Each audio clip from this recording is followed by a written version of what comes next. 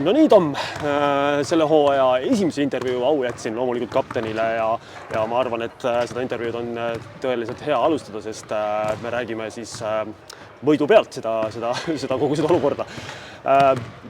Võta omad sõnadega kokku, kuidas sa mängusid nägid, mis oli hästi, mis oli halvasti. Tundus, et justkui saime esimese hooga nagu mängu käima, aga samas nagu päris minema ikkagi saanud.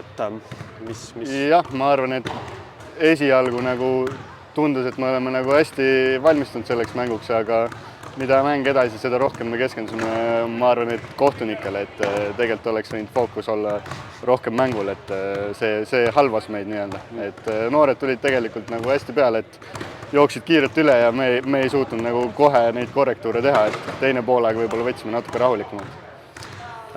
Tundus küll, et tegelikult selge see, et me neid noori poisse ei tasu kunagi alahinnata ja mängule läksime tegelikult ikkagi, ma usun, ikkagi täie keskendumisega ja tegelikult ei saa öelda, et nad tegelikult ei saanud hakkama või midagi, tegelikult hoidsid päris kõvasti hammastega kinni ja alles lõpus suutsime selle vahe nagu siis nii-öelda turvaliseks venitada, et mis need nüansid olid, millest meil võib-olla endalt, et siis nagu lõppkokkuvõttes siin puudu jäi või mis see...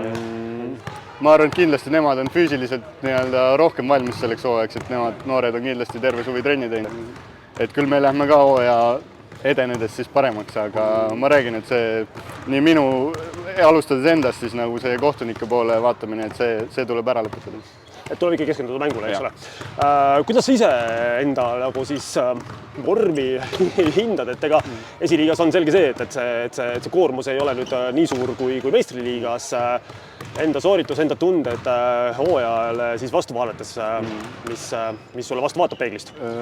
No iga mänguga läheb paremaks, et selles mõttes õpime veel 11 tundma, aga ütleme, need esimesed mängud on näidanud, et me suudame ka kui vahepeal kõik ei klapi veel, aga me suudame ikkagi mängus püsida ja mängu võita, et see on positiivne. 3-3 räägib enda eest, et selge see, et pilvedes ei tasu tõusta ja siin on veel ragistamist kõvasti, et keda sa ise näed sellel hooajal, kes võiks olla need sellised suuremad valukohad meile siin vastu tulles? Ma arvan, et tegelikult esiliigas on 6-7 satsi, kes kõik võitlevad selle esineliku peale, siis kes saaks Final Fouri, et tegelikult liiga on nagu väga ühtlane, et siin ei saa kedagi alahinnata. Selge, aga siis midagi, paneme aga edasi ja vaatame, kuhu me siis välja jõuame. Aitäh sulle, Tom!